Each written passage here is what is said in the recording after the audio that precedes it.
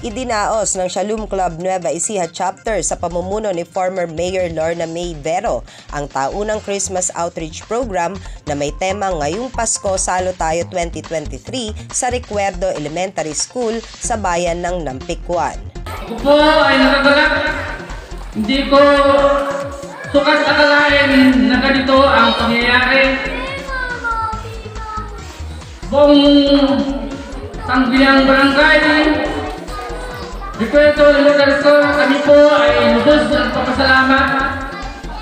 Hindi po namin nakalain na ganito. Hindi po namin makakalimutan. Experience po sa aming barangay, sa aming matagal. Kaya hindi po namin makakalimutan, ma'am. Sana po maulit ang pangyayari ito.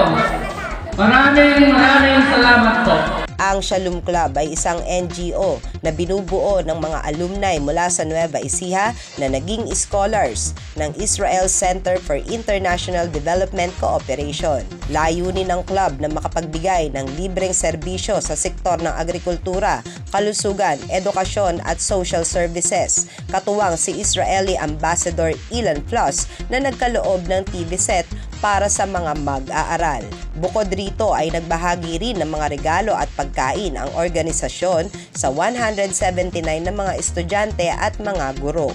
We are celebrating Hanukkah. Now, these days, Hanukkah is a festival of lights. And my prayer is that Hanukkah, when we light the candles and when you light the lights around the Christmas trees, we bring light. Light is life. Light brings peace. And I wish all of us to have the coming year a year of peace, of light, and of love. Ayon kay Dr. Eugenia Baltasar, karapat-dapat ang Nampikwan na matulungan ng Shalom Club dahil natukoy ito sa mga bayan sa lalawigan na mabagal ang pag-unlad. Marami tayong ginagawa dito. Yung Shalom Club, nag-aral kami sa Israel, itinuturo din namin, inaral namin sa Israel. Kaya, isa itong ngayon, Pasko, Salo Tayo, isa lamang ito sa mga ginagawa namin. Pero ito ay ginagawa namin, kasama namin, in collaboration with Mashal.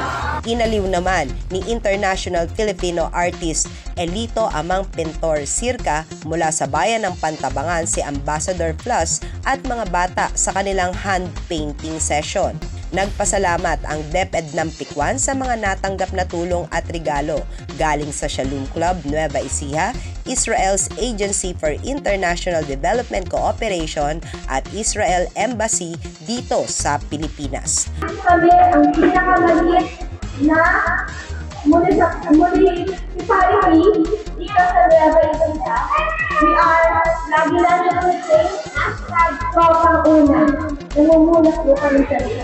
And #Numero 1 ang Nampikwan. Ang lagi namin sinasabi, #Numero 1 ang estudyante ng Nampikwan. With the help of other stakeholders, kagaya ni Sir, maraming salamat po. Ako po ang inyong kaibigan Clarissa de Guzman para sa Balitang Unang Sigaw.